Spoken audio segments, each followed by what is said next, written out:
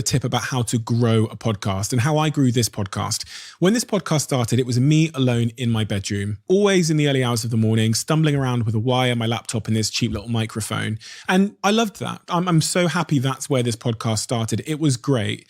But me talking about myself to my existing audience was never going to grow this podcast significantly in an organic way.